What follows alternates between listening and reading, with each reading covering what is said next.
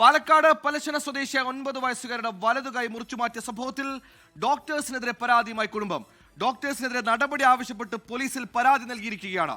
നീതി ലഭിക്കും വരെ പോരാട്ടം തുടരുമെന്നാണ് കുടുംബത്തിന്റെ നിലപാട്.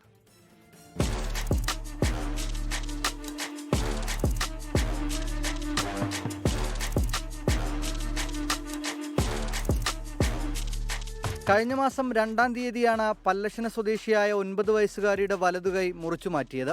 സംഭവത്തിൽ പാലക്കാട് ജില്ലാ ആശുപത്രിയിലെ ഡോക്ടർമാർക്കെതിരെ ആരോപണവുമായി കുടുംബം രംഗത്തെത്തിയിരുന്നു. DMO തലത്തിൽ നടത്തിയ 2 അന്വേഷണത്തിൽ ആശുപത്രിക്കോ ഡോക്ടർമാർക്കോ വീഴ്ച സംഭവിച്ചിട്ടില്ലെന്നായിരുന്നു കണ്ടെത്തൽ.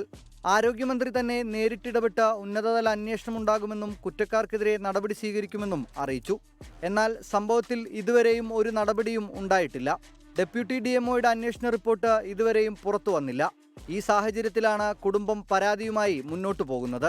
നമ്മൾ ഇതുവരെ ഡോക്ടർമാരാരും അന്വേഷിക്കുകയോ പിടിക്കുകയോ ഒന്നും ചെയ്തിട്ടില്ല. നടപടികളിലേക്കൊന്നും വന്നുമില്ല. കുട്ടിക്ക് ചികിത്സ മൂലം ഒരുപാട് കഷ്ടത്തിലാണ് ഞങ്ങൾ കഴിയുന്നത്. അവർ തരാമെന്നോ എടുക്കാമെന്നോ ഒന്നും പറഞ്ഞിട്ടില്ല. ഞങ്ങൾക്ക് കുട്ടിൻ്റെ കൈ നഷ്ടപ്പെട്ടാലും ഞങ്ങൾക്ക് അതിൽ കേസിൽ തന്നെ കൂടെ പോകും. ഞങ്ങൾ പാലക്കാട് സൗത്ത് പോലീസ് സ്റ്റേഷനിലാണ് കുട്ടിയുടെ മുത്തശ്ശി പരാതി നൽകിയത്. പെൺകുട്ടി ഇപ്പോഴും കോഴിക്കോട് മെഡിക്കൽ കോളേജിൽ ചികിത്സയിൽ തുടരുകയാണ്. 24 പാലക്കാട്.